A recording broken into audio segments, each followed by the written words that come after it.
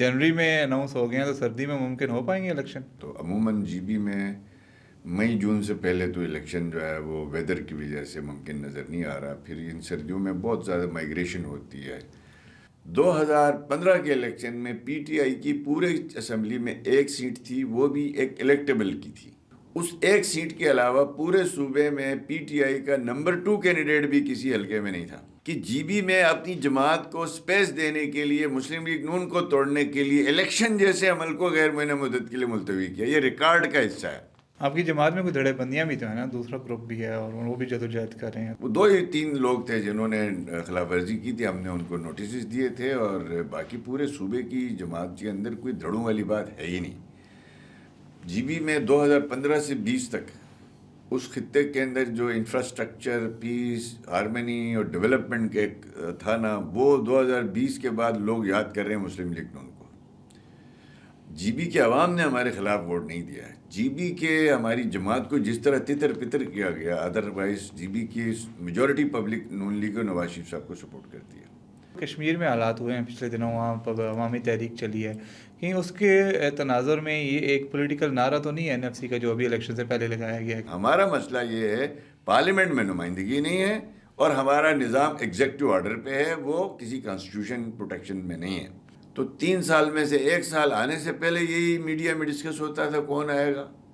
1 साल गुजरता नहीं था कि अगला कौन आएगा, एक्सटेंशन क्या होगा, पूरा निज़ाम उसके इर्द गिर्द बिल्कुल ऐसे।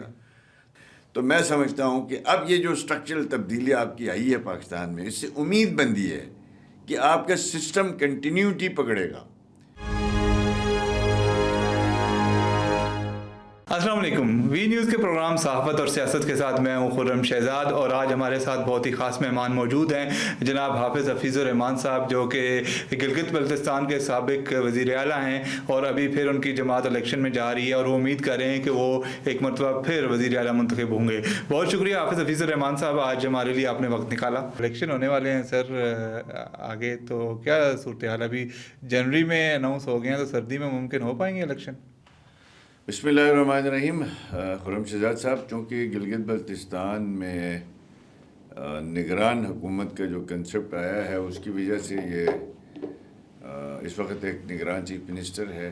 तो मेरे ख़्याल में जनवरी फरवरी में तो जीबी में इलेक्शन मुमकिन नहीं है। अब यकीनन 17 तारीख को चीफ इलेक्शन कमिश्नर साहब ने एक ऑल पार्टीज़ कॉन्फ्रेंस बुलाई है और उसमें तमाम सियासी जमातें जो है, जितने भी रजिस्टर्ड इलेक्शन लड़ने वाली जमातें हैं, वो सब बैठ के अगली डेट का फ़ैसला करेंगे कि कब कौन सा मौसम सूट करता है। तो अमूमन जीबी में मई जून से पहले तो इलेक्शन जो है वो वेदर की वजह से मुमकिन नज़र नहीं आ रहा। फिर इन सर्दियों में बहुत ज़्यादा माइग्रेशन होती है, तो ये एक फार्मेलिटी थी लीगली कि आपने 24 नवंबर को असम्बली का टेन्योर पूरा हुआ तो आपने प्रेसिडेंट को शेड्यूल भेज दिया। उस हिसाब से 60 दिन के अंदर इलेक्शन कराने के लिए मैंडेटरी क्लास है, तो वो उस वजह से ये शेड्यूल अनाउंस हुआ है। अब चूँकि ज़मीनी हालत के मुताबिक, ज़मीनी हकीकत के मुताबिक वहाँ पे जितनी सियासी मजहबी जमातें हैं वो बैठेंगी 17 तारीख को, और शायद इलेक्शन जो है वो पोस्टपोन हो जाएंगे। तो अंदाज़न कब तक होंगे इलेक्शन पर जो आपकी आपस में बातचीत वगैरह होगी? जी, जीबी के जो वेदर है ना, और उसको सामने रखना है ना, अभी मेन वजह जो है वो वेदर है।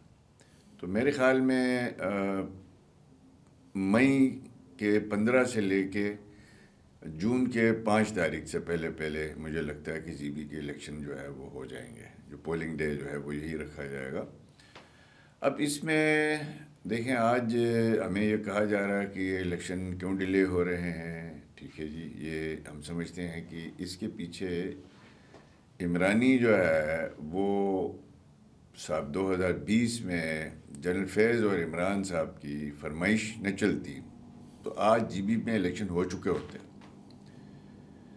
उसकी मिसाल ऐसी है कि 24 जून 2020 मुस्लिम लीग नून की जो गवर्नमेंट थी, जो वहाँ पे 2015 में बनी थी, उस असम्बली का टेन्योर यानी मेरे चीफ मिनिस्टर का टेन्योर जो है वो 24 जून 2020 को टेन्योर पूरा हुआ। पहली दफ़ा एक आइडियल मौसम मिला आपको, और मेरे चीफ मिनिस्टर होते हुए इन्होंने शेड्यूल दे दिया इलेक्शन का, اور مجھے 3 مہینے پہلے سیز بھی کیا عمران صاحب اور جنرل فیض صاحب کی فرمائش پہ. اور اب ہم نے اگست کی 16 یا 18 اگست کی ڈیٹ دی گئی پولنگ کے لیے. کاغذات نامزدگی شروع ہو گئے. مسلم لیگ نون انٹیکٹ تھی. ہماری 2/3 میجورٹی تھی 2020 تک جو ہے اس اسمبلی میں. تو ہمارے ساتھ کچھ نادیدہ حضرات جو جنرل فیض صاحب کی ٹیم تھی انہوں نے کوشش کی, عمران خان صاحب کی ٹیم نے کوشش کی کہ مسلم لیگ نون کو توڑا جائے یا ہم سے کچھ کمپرومائزز کروایا جائے. تو ہم نے نیشنل انٹرسٹ میں کمپرومائز کرنے سے انکار کیا, جس کے نتیجے میں وہاں پہ پھر ہماری جماعت کو توڑنے کی تھوڑی بہت کوشش ہوئی. ہم نے جب ریزسٹ کیا تو اس کے بعد انہوں نے الیکشن کو غیر معینہ مدت کے لیے ملتوی کیا. تب تک پی ٹی آئی کی صورتحال یہ تھی گلگت بلتستان. آج یہاں بڑے بڑے بھاشن دیتے ہیں نا پی ٹی آئی والے, جناب آئین قانون دستور کی. جب جون میں ہمارا ٹینیور پورا ہو گیا 2015 کے الیکشن میں پی ٹی آئی کی پورے اسمبلی میں ایک سیٹ تھی, وہ بھی ایک الیکٹیبل کی تھی.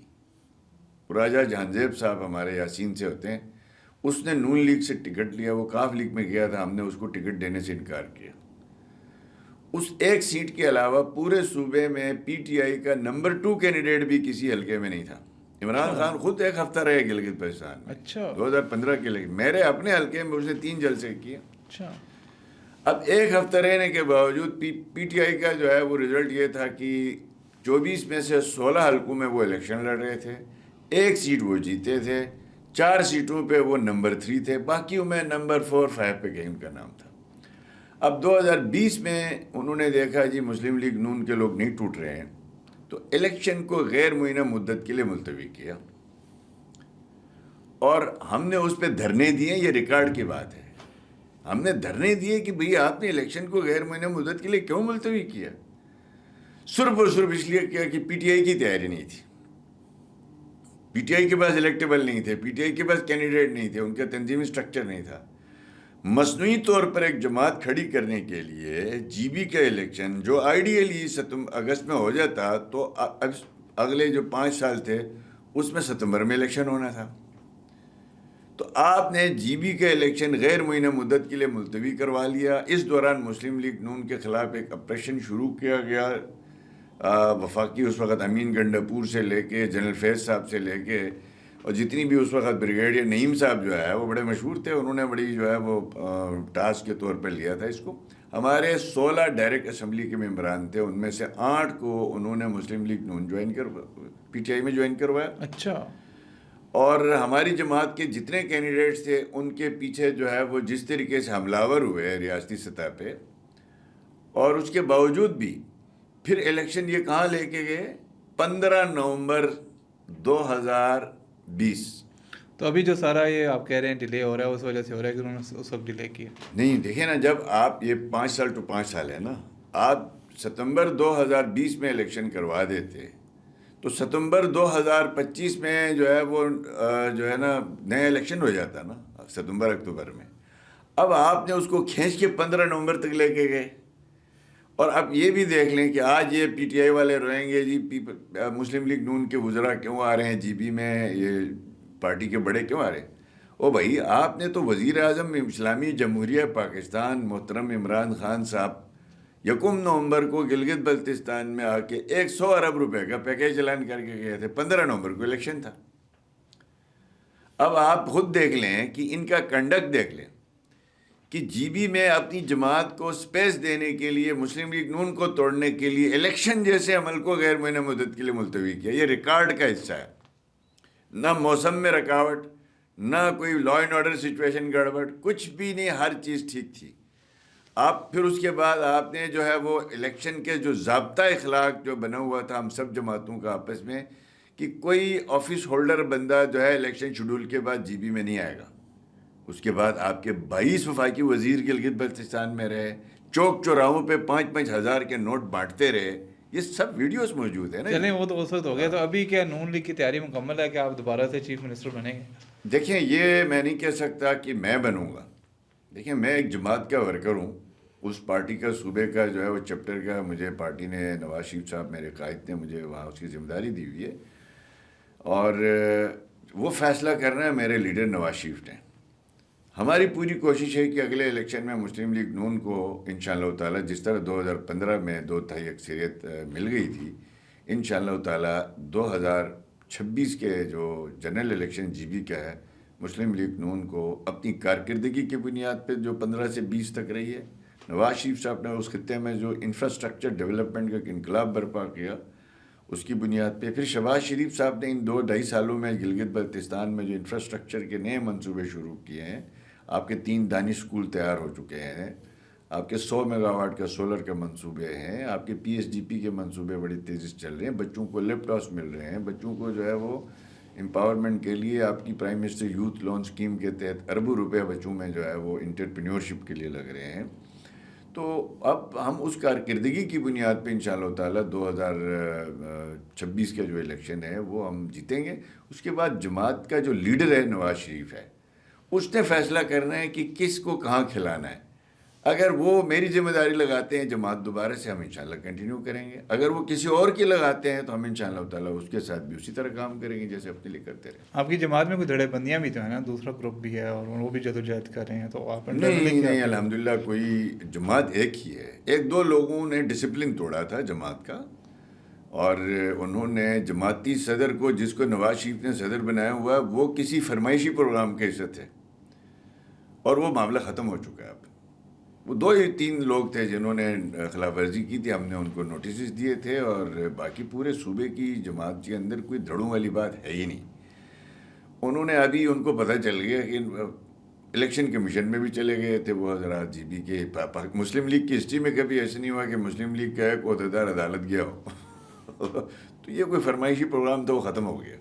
اچھا، ابھی ریسنٹلی آپ کی میٹنگ بھی ہوئی ہے نواز شریف صاحب سے، تو اس میٹنگ میں کیا باتیں ڈسکس ہوئی ہیں؟ نواز شریف صاحب نے بڑے عرصے بعد ایک بڑی میٹنگ شیئر کی ہے، جس میں جی بی آزاد کشمیر کے آنے والے election, G B Azad Kashmir کی governance, G B Azad Kashmir میں انفراسٹرکچر ڈیولپمنٹ، اور جہاں وہ چھوڑ کے گئے تھے اس کے بعد وہ سننا چاہ رہے تھے کہ جی بی اے جے کے کہاں کھڑا ہے.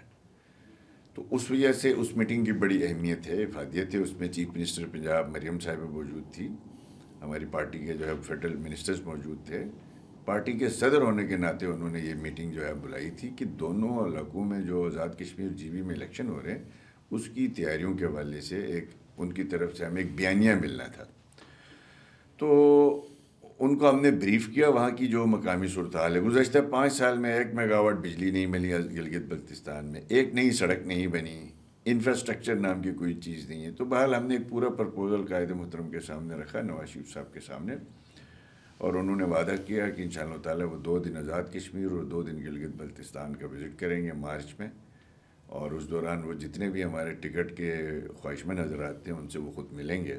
ایک پولیٹیکل پروسیس ہم نے 20 نومبر سے باضابطہ طور پر پارٹی کے نشان پہ الیکشن لڑنے کے خواہشمند حضرات سے درخواستیں بھی طلب کر لی ہیں. تو اس کے اندر ایک پورا ایک لائحہ عمل تیار کیا گیا کہ گلگت بلتستان اور آزاد کشمیر کے اندر جو اینٹی اسٹیٹ ایلیمنٹ بڑھ رہا ہے اس کو کیسے روکا جائے. بیڈ گورننس کی وجہ سے جو ایشوز کھڑے ہو رہے ہیں اصول خاص طور پہ، اور شاہ خرچیاں غیر ضروری خرچوں کی وجہ سے جو ہے وفاق سے پیسے تو جاتے ہیں لیکن وہ لوگوں پہ نہیں لگتے، اس کے لیے پوری پلاننگ ہے. پھر پنجاب گورنمنٹ کے جو 100 انیشیٹیوز ہیں مریم بی بی کے، ان انیشیٹیوز کو کس طرح اے جے کے اور جی بی میں بھی لے جا کے گڈ گورننس ڈیلیور کیا جائے تاکہ وہاں لوگ جو ہے وہ اپنی ہیلتھ کے لیے لاہور نہ جا سکیں، اپنی ایجوکیشن کے لیے کہیں باہر نہ جا سکیں، اپنی بنیادی ضرورتوں کے لیے ان کو اپنی دہلیز پہ وہ دستیاب کیسے کروائیں. ان پہ ہمارے 2 ٹاسک فورس بنی ہیں، مریم صاحبہ نے بنائی ہیں، ایک پنجاب گورنمنٹ نے ایک جی بی کے لیے ٹاسک فورس بنی ہے، ایک آزاد کشمیر کے لیے بنی ہے. اب ہم نے وہ 100 جو ہے وہ ریفارمز جو ہیں ان کی ہم نے کاپیاں لے لی ہیں. ہم اپنے اگلے جو مینیفیسٹو بنے گا جی بی ایچ جے کے میں مسلم لیگ نون کا، اس مینیفیسٹو کا حصہ بنایا جائے گا اور عوام کے سامنے ہم جائیں گے. تو یہ آپ کی کیمپین ہوگی، انتخابی کیمپین، اس کو کیا نواز شریف لیڈ کریں گے؟ انشاءاللہ بالکل نواز شریف صاحب بھی لیڈ کریں گے، انہوں نے خود کہا ہے. اور مریم صاحبہ بھی آئیں گی، حسن اقبال صاحب بھی ہوں گے، شہباز شریف صاحب بھی کریں گے چونکہ ایز اے پرائم منسٹر جو ہے وہ بھی ہمارے جو کہ سابق صدر بھی رہے ہیں، اور گایا بگایا ان کی بھی ہدایت ہمیں ملتی رہیں گی. لیکن مین قائدانہ رول جو جی قائد نواز شریف صاحب ہیں، وہ وہاں پہ جا کے خود کے جلسوں سے خطاب کریں گے سارا. جی بالکل. تو کیا آپ کو توقع ہے کہ آپ کشمیر میں بھی اپنی گورنمنٹ بنا لیں گے، آزاد کشمیر میں بھی اور ادھر بھی، اور کیا 2/3 اکثریت لے سکتے ہیں آپ؟ میرا ذاتی خیال یہ ہے انشاءاللہ تعالیٰ. دیکھیں، ایک تو لوگوں کے سامنے چوائس ہے. میں جی بی کی بات کر سکتا ہوں. جی بی میں 2015 سے 20 تک اس خطے کے اندر جو انفراسٹرکچر، پیس، ہارمنی اور ڈیولپمنٹ کے تھا نا، وہ 2020 کے بعد لوگ یاد کر رہے ہیں مسلم لیگ نون کو. جی بی کے عوام نے ہمارے خلاف ووٹ نہیں دیا ہے. جی بی کے ہماری جماعت کو جس طرح تتر پتر کیا گیا، ادروائز جی بی کی میجورٹی پبلک نون لیگ اور نواز شریف صاحب کو سپورٹ کرتی ہے. ہمارے پاس وہ 5 سال کی وہ کارکردگی ہے، اور اس کے بعد ہمارے بعد آنے والوں نے جی بی کے ساتھ کیا سلوک کیا ہے، اور اب کون سی جماعت کر سکتی ہے. آپ کو میں چھوٹی سی مثال دیتا ہوں. ہمارے صوبے میں میڈیکل کالج نہیں ہے، انجینئرنگ کالج ہم نے بنا دی ہے اپنے دور میں. تو ہمارے کے پی میں 1984 سے 2 سیٹیں 4 سیٹیں ہیں میڈیکل کی، اور پی ٹی آئی کی گورنمنٹ ہے.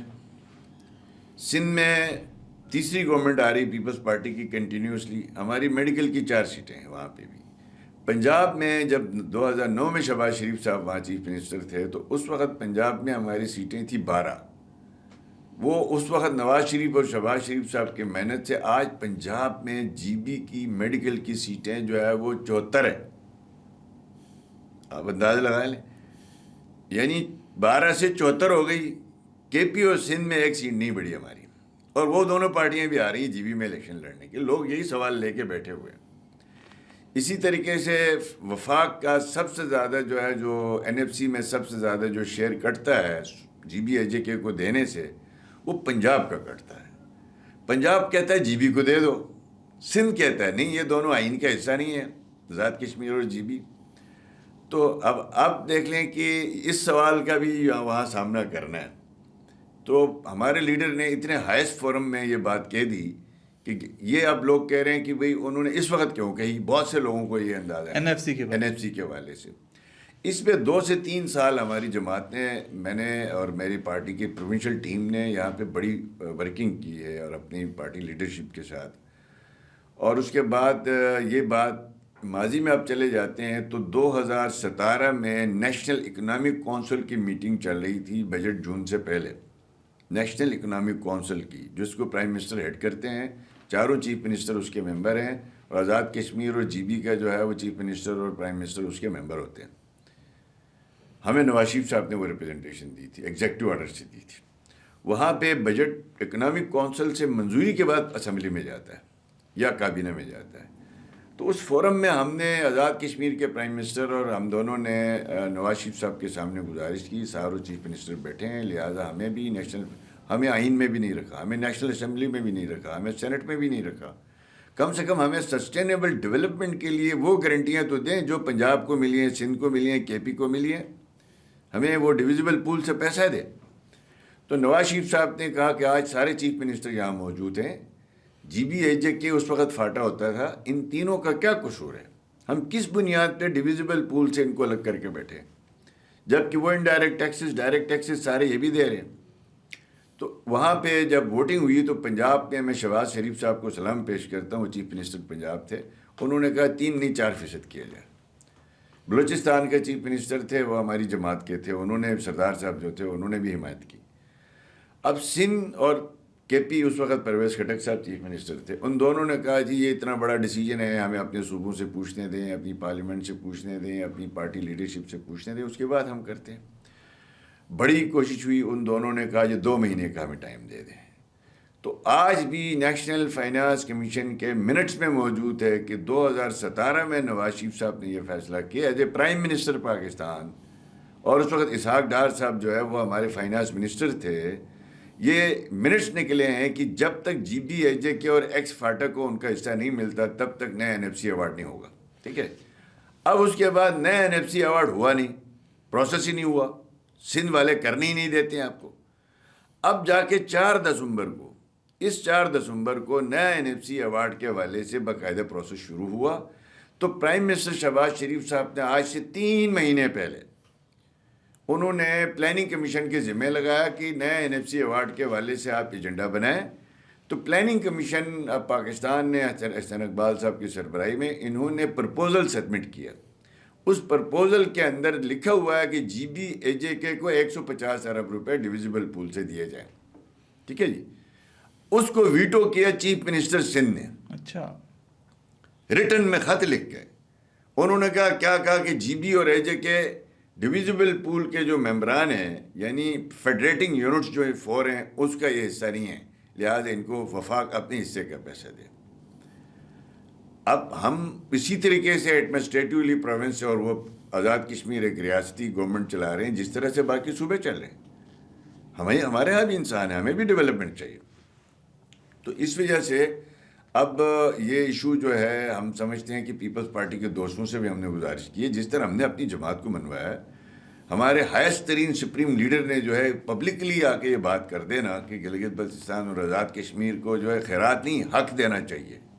یہ بڑے لیڈر کی اسٹیٹسمنٹ کی گفتگو. اچھا, کہیں یہ جو کشمیر میں حالات ہوئے ہیں پچھلے دنوں, وہاں پر عوامی تحریک چلی ہے, کہیں اس کے تناظر میں یہ ایک پولیٹیکل نعرہ تو نہیں ہے این ایف سی کا جو ابھی الیکشن سے پہلے لگایا گیا ہے کہ تاکہ اس نعرے کی بنیاد پر نواز شریف صاحب عوام میں جائیں گے اور اس نعرے کی بنیاد پہ آپ لوگ ووٹ حاصل کریں گے؟ دیکھیں, اگر یہ نعرہ عملی جامہ پہنتا ہے تو آپ کا آزاد کشمیر اور گلگت بلتستان کا نقشہ چینج ہو سکتا ہے. ٹھیک ہے جی. نعرے تو خواب دکھا کے تو یہ آپ نے ووٹ لینے ہیں نا جی. خوابوں کے بغیر آپ کو کون ووٹ دے گا؟ ہمارے خواب بھی ہے, اس کی تعبیر بھی ہے. نواز شریف نے ریکارڈ پہ گلگت بلتستان میں 2015 کے الیکشن میں للک جان اسٹیڈیم میں الیکشن سے 4 مہینے پہلے اعلانات کیے, یوٹیوب پہ موجود ہیں, تمام چینلز نے لائیو کوریج کیے. جو وہاں نواز شریف نے کہا 5 سال میں انہوں نے 100% اس پہ عمل کر کے دکھایا, وہ ڈیلیور کر کے دکھایا. لیکن ایک بات تو نواز شریف صاحب نے یہ بھی کی تھی نا کہ جی بی کو الگ صوبہ ہونا چاہیے, وہ نہیں بن سکا. نواز شریف صاحب نے ریکارڈ پہ وہاں پہ میں نے اس پاس نامہ پیش کیا تھا کہ آزاد گلگت بلتستان کے لیے آپ ایک کمیشن بنا لیں کہ وہ یہ مسئلہ ہے کیا, یہ حل کیوں نہیں ہو رہا. اس پہ سرتاج عزیز صاحب مرحوم اللہ پاک جنت الفردوس میں اعلیٰ مقام عطا فرمایا, ان کی سربراہی میں ایک کمیشن نواز شریف صاحب نے بنایا, جس میں میں بھی اس کمیشن کا ممبر تھا, D G I S I تھا, ڈی جی ایم آئی تھا, ڈی جی ایم او تھا, آپ کے وفاقی تمام اسٹیک ہولڈر تھے. ہم نے 2 سال اس پہ ورکنگ کی ہے, اور جو ہی وہ رپورٹ فائنل کر کے جس دن ہم نواز شریف صاحب کو یہ رپورٹ پیش کرنے جا رہے تھے اس دن ان کو ڈسکوالیفائی کیا. اس کے بعد نواز شریف صاحب کی ہی ہدایت پہ شاہد خاقان صاحب نے انتظامی طور پر وہ سارے اختیارات گلگت بلتستان کو دے دیے گئے جو باقی صوبائی اسمبلیوں کے پاس ہیں. انتظامی طور پر آج ہمارے پاس کوئی ایشو نہیں ہے. ہمارا مسئلہ یہ ہے پارلیمنٹ میں نمائندگی نہیں ہے, اور ہمارا نظام ایگزیکٹو آرڈر پہ ہے, وہ کسی کانسٹیٹیوشن پروٹیکشن میں نہیں ہے. اس میں رکاوٹ کیا, کیوں نہیں ہوتا؟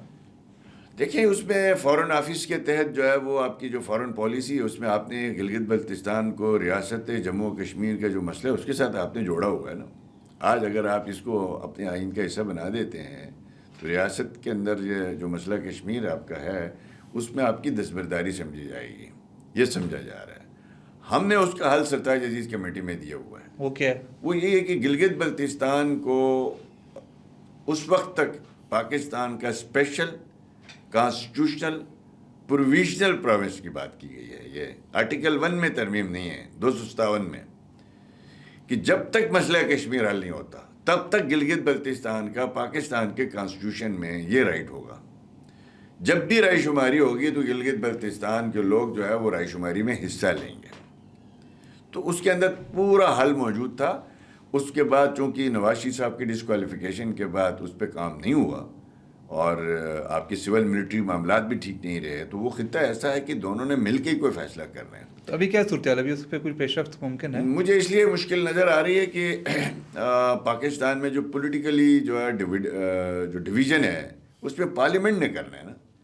پارلیمنٹ میں 2/3 اکثریت چاہیے, بلکہ آپ کو اس کا تو 2/3 والا معاملہ نہیں ہے, اس میں آپ کو نیشنل کنسنسس چاہیے. تو ایک طرف وہ پارٹی ہے جس کے ساتھ بات ہی ممکن نہیں ہے, نہ وہ بات کرنے کے لیے تیار ہے. تو اس لیے یہ جو ایشو ہے جو ڈویزیبل پول والا ہے, اب آپ کو میں نے اس کیوں چاہیے ہمیں, دیکھیں نا, آپ اختیار مانگتے ہیں وہ آپ کو مل چکا ہے. اب آپ کو فائنینسز چاہیے, پیسے چاہیے, تاکہ آپ اس خطے میں, ہم بہت سنتے ہیں جی وہاں پہ جناب اتنا ٹوریزم پوٹینشیل ہے, فلاں ہے, یہ ہے, وہ ہے, سوئٹزرلینڈ میں یہ, وہاں یہ نہیں. تو بھائی وہاں پیسہ ہے, جی بی میں پیسہ کہاں ہے, وفاق ہی دیتا ہے. اب آزاد کشمیر ہے جی 4,000 مربع میل، گلگت بلتستان ہے 28,000 مربع میل، کے پی سے 20% کم ہے ہمارا رقبہ. اب آپ اتنے 20% رقبے میں 16 ارب روپے سے 17 ارب روپے سے آپ کیا ڈیولپمنٹ کریں گے؟ کیا سوشل اکنامک ڈیولپمنٹ کریں گے؟ تو اس لیے اب یہ جو ڈویزیبل پول کی بات ہم کر رہے ہیں، اس میں پرپوزل یہ بنانے کی کوشش ہو رہی ہے. اگر چیف منسٹر سندھ سپورٹ کرتا ہے، آج کے پی سپورٹ کرتا ہے، اس کو کیوں کرتا ہے؟ کے پی کا انٹرسٹ آ گیا. انٹرسٹ کیسے آ گیا کہ اب آپ کا جو ایکس فاٹا ہے وہ کے پی میں مرج ہو چکا ہے. وہ مانگ رہے ہیں اس بیس پہ 80-90 لاکھ کی آبادی اور یہ رقبہ اور یہ پسماندگی اور یہ، اس پہ آپ ہمیں جناب 200 ارب روپیہ بنتا ہے، 300 ارب روپیہ، وہ 300 ارب روپیہ ہمیں دے دیں. تو اب وفاق اب این ایف سی میں ریوزٹ کر دیتا ہے صوبوں کے ساتھ مل کے، تو کے پی کو 300 ارب روپے آپ نے اضافی دینے ہیں فاٹا کے وجہ سے، اور جی بی اے جے کے کو دینے کے لیے ان میں سے 30 ارب روپے ان کے کم ہونے ہیں. تو کے پی ساتھ ہے، بلوچستان ساتھ ہے، پنجاب ساتھ ہے. آج صرف اور صرف سندھ رکاوٹ ہے. ٹھیک ہے. سندھ کی بات آپ نے کی، سندھ کی حکمران جماعت پیپلز پارٹی ہے. پیپلز پارٹی اس وقت وفاق میں آپ کی پارٹی مسلم لیگ نون کی اتحادی ہے. تو کیا یہ ممکن ہے کہ جی بی میں بھی مسلم لیگ نون اور پیپلز پارٹی کا اتحاد ہو جائے اور اس طرح کے مسئلے حل ہو جائیں؟ دیکھیں، الیکشن والا الائنس تو ممکن نہیں ہے کہ جی بی میں میرے خیال میں آنے والے الیکشن میں مقابلہ ہی مسلم لیگ نون اور پیپلز پارٹی کا ہوگا. ہم دونوں الگ الگ جماعتیں ہیں. ٹریڈیشنلی ہم نے 94 سے لے کے آج تک جتنے الیکشن ہوئے مسلم لیگ نون ورسز پیپلز پارٹی ہوئے ہیں جی بی میں. تو کسی بھی صورت میں ہماری اور ان کی آئیڈیالوجی بڑی مختلف ہے اور ہماری ان کی اکنامیکل پالیسی بہت مختلف ہے. اس لیے آپ نے دیکھا یہاں پہ وہ ووٹ تو انہوں نے دیا لیکن ہمارے گورننس میں وہ شامل نہیں ہیں، چونکہ ان کا گورننس ماڈل اور ہے. وہ سرکار کی نوکریاں ریوڑیوں کی طرف بانٹ کے وہ سمجھتے ہیں ہم نے جناب یہی اسی طریقے سے کر رہے ہیں. میں نہیں سمجھتا ہوں کہ پیپلز پارٹی کے ساتھ کسی بھی سطح پہ ہمارا الائنس ہو سکتا ہے. نہیں ہو سکتا. میں اس وقت تو الیکشن والا تو الائنس ممکن ہی نہیں ہے. صحیح. الیکشن الائنس ممکن نہیں ہے. الیکشن الائنس نہیں ہے، لیکن الیکشن کے بعد پاسبل ہے. اس کے بعد سیاسی جماعتوں میں چونکہ سسٹم کو چلانے کے لیے آپ نے کسی نہ کسی ایجنڈے پہ اتفاق تو کرنا ہوتا ہے نا جی. یہ اس کے بعد کی بات ہے. اچھا، اس وقت کے جو پاکستان کے آرمی چیف ہیں اور چیف آف ڈیفنس فورسز ہیں پاکستان میں، جو سب سے طاقتور شخصیت وہی ہیں، ان کے ساتھ آپ کا بڑا قریبی ورکنگ ریلیشن شپ رہا ہے اور ایک زمانے میں وہ گلگت بلتستان کے کمانڈر ہوا کرتے تھے جس وقت آپ وزیر اعلیٰ تھے وہاں پہ. تو ایک تو ہمیں بتائیں گے وہ اس وقت آپ کا کیسا ان کے ساتھ ورکنگ ریلیشن شپ تھا اور ان کی شخصیت کے بارے میں تھوڑا سا بتائیں. اور دوسرا یہ بتائیں کہ اب جب کہ وہ پاکستان میں جو ہیں وہ چیف آف ڈیفنس فورسز ہیں اور فیلڈ مارشل ہیں، تو کیا چونکہ آپ کی ایک پرسنل ان سے ایک لائزان رہا ہے، تو کیا وہ جی بی کے معاملات حل کروانے میں اپنا کردار ادا کر سکتے ہیں، یا کیا آپ ان سے چاہیں گے کہ ان سے کوئی مدد لیں اور اس طرح کا جو مسائل ہیں آپ کے ان میں حل کرنے میں مدد کریں؟ دیکھیں، اول تو کام تو فیڈرل گورنمنٹ کا ہے، اور جب وہ وہاں پہ کمانڈر ایف سینے تھے گلگت بلتستان میں، میری گورنمنٹ بننے سے پہلے 2-4 مہینے پہلے ان کی وہاں پوسٹنگ ہوئی تھی. جب مسلم لیگ نون کی گورنمنٹ بنی ہے اس کے بعد سے لے کے ہم نے 2 سال گلگت بلتستان کے لیے ایک سسٹینیبل ڈیولپمنٹ ماڈل بنایا تھا. ہم نے الحمدللہ ان کی بڑی سپورٹ رہی ہے. لا اینڈ آرڈر آپ دیکھ لیں نا، 2015 سے 20 کا یہی 5 سال ہے جس میں ایک دہشت گردی نہیں ہوئی ہے، ایک قتل کا مقدمہ نہیں ہوا. تو بڑی سپورٹ رہی ہے ہمیں. اس کے بعد جب وہ یہاں پہ ڈی جی ایس آئی تھے، ڈی جی ایم آئی تھے، اس وقت بھی جب میری اور عمران خان صاحب جب وزیر اعظم تھے وہ ہمارے ڈیولپمنٹ اسکیمیں کٹواتے تھے، ہم نے ان سے مدد لی ہے. اس وقت بھی ہم نے جا کے ریکویسٹ کی، انہوں نے پھر بتایا آگے بھائی میں بھی وہاں سرف کر کے آؤں، یہ ایشو ان کا کوئی ذاتی نہیں ہے، یہ جی بی کے گورننس کے. تو ہمیں سپورٹ ان کی رہی ہے. ابھی چیف آف سٹاف ہیں تو یقیناً ان کو گلگت بلتستان اور کشمیر جتنا ان کے قریب ترین ہے، یا میں سمجھتا ہوں ان کو معلومات ہیں یا جو ان کی انفارمیشن ہے شاید مجھ سے زیادہ ان کے پاس ہو سکتی ہیں، اس لیے کہ ان کے پاس ملٹیپل سورسز ہیں. تو ان کی شخصیت جو ہے وہ ایسی ہے کہ وہ کبھی غیر ضروری معاملات میں نہیں پڑتے ہیں، اور نہ تو میں نے دیکھا ان کو پروٹوکول کا، نہ تو ان کو جو ہے فوفا کا اس طرح کا کوئی شوق ان کو میں نے نہیں دیکھا. اور ان کا جو پریشر دباؤ میں آنے والی بات بھی ان میں کسی حد تک جو ہے وہ آج تک کوئی نہیں دیکھ سکتا ہے. کہ اس کی مثال بھی ہے، میں بہت سی چیزیں چونکہ ہم نے 2 سال مل کے کام کیے اس خطے میں، تو میری بھی مجبوری ہے کہ ہر بات بیان نہیں کی جا سکتی ہے. ایک آدھا واقعہ چونکہ میں اگر آپ کو عرض کر دیتا ہوں. گلگت بلتستان میں جو مطلب جو کرمنل لوگ تھے یا سمجھ لیں یا جن کے خلاف پولیس کارروائیاں نہیں ہو پا رہی تھی یا ایف آئی آرز تھے, گرفتاریاں نہیں ہو رہی تھی, ٹیررسٹ ٹائپ کے جو لوگ تھے یا جن کے اوپر الزامات تھے بڑے شدید قسم کے, تو ہم نے جب ان کا وہ ملٹری کورٹ میں ٹرائل کی بات کی, کیبنٹ نے فیصلہ کیا, پروونشل لیول پہ ایپیکس کمیٹی میں فیصلہ ہوا, تو اس پہ اکراس دا بورڈ ہم نے کچھ فیصلے لیے. بڑے تگڑے جی بی کے اندر جو ہے وہ آسان نہیں تھے وہ فیصلے لینے. اس دوران جو ہے وہ کچھ حضرات نے, ہمارے جو پولیٹیکل مخالف جماعتیں جو تھی, انہوں نے باہر یہ شوشہ چھوڑا کہ یہ سارے فیصلے جو ہے وہ پولیٹیکل گورنمنٹ اور سی ایم کے ہیں, اس کے پیچھے ادارے نہیں ہیں, فوج نہیں ہے, فلاں نہیں, یہ نہیں, یہ کولیکٹیو ڈیسیجن نہیں ہے, یہ ان کے انڈیویجول ڈیسیجن ہے. تو مجھے زیادہ اس بارے میں خبریں مل رہی تھی تھوڑی بہت. تو ایک دن مجھے ان کی کال آئی, ان کے اسٹاف افسر کی, ہمارے اسٹاف افسر کو, کہ کمانڈر صاحب آنا چاہتے ہیں, کوئی کپ چائے پینا چاہتے ہیں. تو میں نے کہا جی ویلکم. تو یہ اس وقت جو کمانڈر ایف سی نے گلگت بلتستان تھے وہ آئے چیف منسٹر سیکریٹریٹ میں, اور وہاں ہم نے فوٹوگرافر کو سب کو جن کو باہر نکالا, انہوں نے کہا نہیں فوٹوگرافر کو بلاؤ اور انہوں کو کہو جی تصویر بنائیں. تو انہوں نے تصویر بنائی جیسے میں اور آپ بیٹھے ہیں اس طرح ہم بیٹھے ہوئے تھے. تو میں نے فوٹوگرافر کو کہا دینی نہیں ہے, انہوں نے کہا دے دیں, دینی ہے. تو الغرض وہ میں نے پوچھا کہ آج تک ایسا تو نہیں ہوا. تو انہوں نے اس وقت کی صورتحال کو ہانپا کہ جو وہاں عدم استحکام پیدا کرنے کی کوشش ہو رہی تھی اور سیاسی حکومت اور فوج کو الگ کرنے کے دیکھا جا رہا تھا. تو انہوں نے کہا جی اب ہم پریس کانفرنس تو نہیں کر سکتے ہیں, ہم آپ کو ہمیں کچھ چیزیں محسوس ہوئی ہیں. تو اب آپ دیکھ لیں کہ اس ایک تصویر نے, اس کے ایک وزٹ نے, اب وہ سارا جو ہے جو عزائم تھے لوگوں کے وہ خاک میں ملائے. میں چیف ایگزیکٹو تھا, یعنی میں حفیظ الرحمان کی ذات کی حیثیت نہیں تھی وہاں پہ. ایز اے چیف ایگزیکٹو اس کی رسپیکٹ اس صوبے کی, یعنی جو گلگت بلتستان کا جو چیف منسٹر ہوتا ہے وہ انتظامی چیف منسٹر ہے. اس دور میں انہوں نے اپنے پورے ٹینیور کے اندر چیف منسٹر آفس کو ہمیشہ جو ہے وہ اپنے لیے یہی کہا کہ یہی باس ہے. جی. تو میں سمجھتا ہوں اس سے ہمیں بڑی جو ہے وہ سپورٹ ملی, اور پورا اس کے بعد جو ان 2 سالوں میں ہم نے بنیاد رکھی تھی, اگلے 5 سال جو آنے والے کمانڈر ایف سی نے جتنے رہے انہوں نے اسی سنت کو فالو کیا, جس کی وجہ سے جی بی میں امن رہا. تو یہ میں سمجھتا ہوں یہ ملک کی خوش قسمتی ہے کہ فیلڈ مارشل صاحب جو ہے وہ اس وقت ہمارے ڈیفنس فورسز کے سربراہ بھی ہیں. 2 آپ کی جو بڑی اہم میں سمجھتا ہوں اسٹرکچرل تبدیلیاں آپ کے ملک میں ہوئی ہیں ایز اے سیاسی کارکن, جو ہم پہلے بہت یہ خواب دیکھتے تھے یہ ہونی چاہیے, اور آج یہ ممکن ہو گئی ہے. ایک جو جوڈیشری کے اندر جو ریفارم ہوئی ہیں, اور دوسرا جو آپ کا جو آرمی چیف کا عہدہ جو ہے وہ 3 سال کا ہوتا تھا, آپ نے 5 سال کا کر دیا ہے. آج چاہے کوئی فرشتہ جرنیل ہو یا کوئی جو ہے وہ میرا جیسے نالائق ہو, تو 3 سال میں سے 1 سال آنے سے پہلے یہی میڈیا میں ڈسکس ہوتا تھا کون آئے گا. 1 سال گزرتا نہیں تھا کہ اگلا کون آئے گا, ایکسٹینشن کیا ہوگا, پورا نظام اس کے ارد گرد. بالکل ایسے. تو یہ ایک اسٹرکچرل چینجنگ ہو گئی ہے کہ آپ نے جو چیف کی جو ہے وہ سروسز چیف کی جو میعاد ہے 5 سال کر کے, میں سمجھتا ہوں کہ اس بحث کو ختم کر دیا. اب جو بھی پولیٹیکل گورنمنٹ آئے گی 5 سال ایٹ لیسٹ انہوں نے مل کے کام کرنا ہے. وہ یہ ٹینیور کا جھگڑا عدم استحکام ختم ہوگا. دوسرا, دنیا میں کوئی ایک بھی ملک ایسا نہیں تھا کہ جو ججز جو ہے وہ اپنے آپ کو خود ہی اپوائنٹ کرتے ہوں, اپنی سینئرٹی بھی خود ڈٹرمنٹ کرتے ہوں, اور اپنے چیف جسٹس کا فیصلہ بھی خود کرتے ہوں. یہ سب کانٹیننٹ میں بھی یہ نہیں ہے, پوری دنیا میں کہیں نہیں ہے.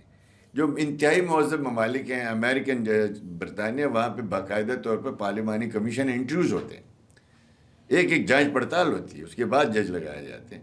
آپ نے یہاں پہ آج آپ دیکھا ہوگا بعض چیف جسٹس جو ہے وہ 3 مہینے کے لیے آئے, بعض جو ہے وہ 6 سال کے لیے رہے. آپ اس پوسٹ کو ٹینیور کر دینا, اس کے بعد اس کی سمری جائے گی, 3 نام جائیں گے. یہ دنیا کی پریکٹس ہے, پوری دنیا کی. اب آپ جب یہاں پہ اس طرح کی پریکٹس نہیں کر رہے تھے تو سپریم کورٹ کے جج کو آپ کو پتہ ہے میں نے سینئرٹی میں چیف ججز بننا ہے, اس نے پولیٹیکل کیسز لگانے, شام کو خبروں میں رہنا ہے, اور پولیٹیکل گورنمنٹس کو ٹاپل کرنے. تو یہ 2 جو ریفارمز ہوئی ہیں آپ کی, یہ آپ کے اسٹرکچرل تبدیلی ہے. یہ آپ کی کچھ لوگوں کو اچھا نہیں لگ رہا ہوگا, کچھ لوگوں کو یہ لگ رہا ہوگا یہ پرسنل اسپیسیفک ہوئی ہیں. ٹھیک ہے, آج کسی افراد کو فائدہ ہو رہا ہے, لیکن میرا ذاتی خیال یہ ہے کہ یہ پاکستان کے سسٹم کے اندر جو اسٹرکچرل تبدیلی آئی ہے, اس سے یہ امید بنتی ہے کہ اب پرائم منسٹر 5 سال پورے کرے گا. اس سے امید بنتی ہے کہ اب آپ کی کنٹینیوٹی رہے گی. میں آپ کو ایک چھوٹی سی مثال دیتا ہوں کنٹینیوٹی کی, کہ ہم نے قدیر خان صاحب سے پوچھا, ڈاکٹر قدیر خان صاحب سے, میں اور اپنے حسن اقبال صاحب جو ہمارے, انہوں نے پوچھا, میں ساتھ تھا, پروفیسر حسن اقبال نے. انہوں نے کہا جی دنیا ہمیں روکتی ہے, ہمیں پیسے دیتی ہے تعلیم عام کرنے کے لیے, ورلڈلی پاپولیشن کنٹرول کرنے کے لیے ہمیں پیسے دیتی ہے, سڑکیں بنانے کے لیے بھی پیسے دیتی ہے, انوائرمنٹ کو ٹھیک کرنے کے لیے بھی پیسے دیتی ہے, لیکن ہم نہیں ٹھیک کر پائے. جس کام سے دنیا ہمیں روکتی تھی کہ اے کام تسی نہیں کرنا, اے ایٹم بم نہیں بنانا, وہ ہم نے کر دیا. یعنی جس کی پوری دنیا مخالف تھی اور وہ کام ہم نے کر دیا, جس کے لیے پوری دنیا ہمیں کہہ رہی ہے وہ ہم کام نہیں کر پا رہے. اس کی وجہ تو بڑی زبردست گفتگو کی. قدیر خان کو اللہ پاک جنت میں اعلیٰ مقام عطا فرمائے, ہمارے نیشنل ہیرو. انہوں نے کہا دیکھیں جب یہ ادارہ بنا تھا نا اٹامک انرجی کمیشن, اس وقت یہ طے ہوا تھا کہ اس کے جو چیئرمین ہوگا وہ 7 ایئر کی ٹینیور ہوگی, اس کی 7 سال کا ان انٹرپٹیڈ, اور ہمیں فائنینشیل اٹانومی ہوگی, اور ہم جو ہے وہ فائلیں لے کے پلاننگ کمیشن میں نہیں پھریں گے جا کے کہ ہمیں AIPC1 ریوائز کر کے دے دو, یہ دے دو, اور ہمیں کسی صورت بھی ڈکٹیٹ نہیں کیا جائے گا, پولیٹیکل انٹرفیرنس نہیں کی جائے گی. اور اس نے کہا کہ ٹینیور ہمارا فکس تھا, جو بھی اٹامک انرجی کمیشن کے چیئرمین آنا ہے 7 سال کے لیے آنا ہے, اس نے بعد اگلے 7 سال کے لیے آنا ہے. اس میں پولیٹیکل گورنمنٹ کا عمل دخل کم ہی تھا. ہر گورنمنٹ نے اس کو آنر کیا. آپ کنٹینیوٹی, تسلسل رہا, اور اٹانومی, جس سے آپ نے دنیا جس سے آپ کو روک رہی تھی آپ نے وہ کر کے دکھایا. اب یہاں آپ کی گورنمنٹ ہے, 2 سال کے بعد چل ہو جاتا ہے, نہ کنٹینیوٹی رہتی ہے, نہ تسلسل رہتا ہے, نہ آپ کے پاس اٹانومی رہتی ہے. تو میں سمجھتا ہوں کہ اب یہ جو اسٹرکچرل تبدیلی آپ کی آئی ہے پاکستان میں, اس سے امید بندی ہے کہ آپ کا سسٹم کنٹینیوٹی پکڑے گا. کبھی بھی سوئچ آن سوئچ آف نہیں ہوتا. ڈیولپمنٹ, تعمیر و ترقی, GDP, اس کے لیے 5-5 10-10 سال. یہ کاشگر ہے, آج سے 30 سال پہلے آپ چلے جاتے تو یہاں کھوتے ریڑیاں چلتی تھی. انہوں نے جو ہے وہ کوئی شارٹ ٹرم راستہ نہیں ڈھونڈا, انہوں نے لانگ ٹرم پلاننگ کی. آج تاشقرغن میں ہمارا انٹرنیشنل ایئرپورٹ ہے. اس طرف سے کنٹینیوٹی کی آپ بات کر رہے ہیں, آپ ٹینیور کی بات کر رہے ہیں. آخری سوال ہے میرا کہ اب اگر آپ دوبارہ چیف منسٹر بن جاتے ہیں GB کے, اور آپ کو ایک اور ٹینیور ملتا ہے, تو آپ وہاں کے عوام کے لیے کیا کریں گے؟ کون سے کچھ 5 یا 3 ہمیں ایسے بڑے کام بتا دیں جو آپ کے ایجنڈے پہ ہیں. دیکھیں, اس وقت گلگت بلتستان کا سب سے بڑا جو ایجنڈا ہے نا, سب سے بڑا ایشو ہے جو ہمارا, مطلب میں آپ کو چھوٹی سی مثال دیتا ہوں کہ اگر گرمیوں میں آپ جیسے دوست وہاں آ کے 8-10 ارب روپے خرچ کرتے ہیں, تو سردیوں میں ہمارے لوگ 20 ارب روپے واپس کرتے ہیں آگے یہاں آ کے, بجلی نہ ہونے کی وجہ سے. تو ہم نے جو منصوبے شروع کیے تھے, کچھ کمپلیٹ کیے تھے, کچھ ادھورے رہ گئے. آبادی بڑھنے سے طلب میں جو اضافہ ہوا, رسد میں کمی رہی. تو ہمارا تو اگلا ایجنڈا یہی ہے کہ آپ GB کو سردیوں میں بھی لوڈ شیڈنگ سے نکالا جائے. گرمیوں میں تو نکالا ہے, سردیوں میں بھی لوڈ شیڈنگ سے نکال لیں. اس کے لیے شہباز شریف صاحب نے 100 میگا واٹ کا سولر کا منصوبہ دیا, جو اس وقت بہت تیزی سے امپلیمنٹ ہو رہا ہے. اگلے سال اس ٹائم جب آپ کے سامنے ہم بیٹھے ہوں گے تو گلگت بلتستان میں اس وقت ٹوٹل 84 میگا واٹ ہے بجلی اپنی انڈیجنس پیداوار.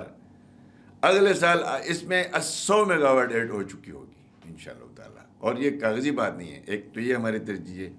اس کے ساتھ لنک ہے آپ کے جو ہے وہ IT کا شعبہ پورا.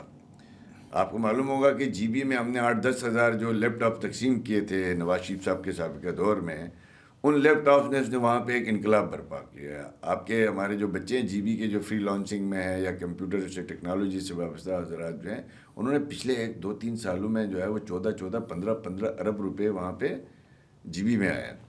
تو ہم وہاں پہ ایک تو IT میں 5G کی طرف, 4G کی طرف, جہاں پہ نیٹ کے جو ایشو ہے اس کو اور بہتر کریں. بجلی اس وقت 18 گھنٹے نہیں ہوتی, نیٹ بھی نہیں ہوتا, آپ کا سارا سسٹم جو ہے وہ بیٹھ جاتا ہے. پھر اس کے ساتھ ساتھ ہمارے انفراسٹرکچر کے کچھ منصوبے رہ گئے تھے جو نواز شریف صاحب سے ہم نے بات کی ہے, تو جس میں گلگت سکردو روڈ ہم نے بنایا تھا نواز شریف صاحب نے، سکردو میں اینڈ ہوتا ہے. اب اس سڑک کو لے کے جو ہے NHA کے ذریعے سے اس کو کھپلو سے اسکولی جو آپ کا K2 بیس کیمپ ہے اس کے لیے باقاعدہ ورکنگ ہو رہی ہے. دوسری گلگت سے جو ہے وہ جب آپ سکردو جاتے ہیں اس کے بعد ایک سڑک آگے جو ہمارے کارگل بارڈر ہے جس کو ہم کھرمنگ ڈسٹرکٹ کہتے ہیں، تو ایک سڑک وہاں لے کے جانا ہے کھرمنگ کی طرف مین، اور ایک میں نے بتایا آپ کو کھپلو سے مشابروم تک جائے گی.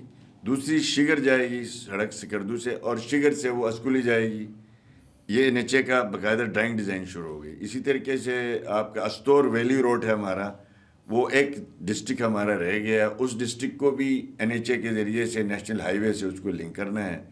تو آپ کا جو ٹوریزم میں ایک جو انفراسٹرکچر میں ایک انقلاب کی نوید ہے.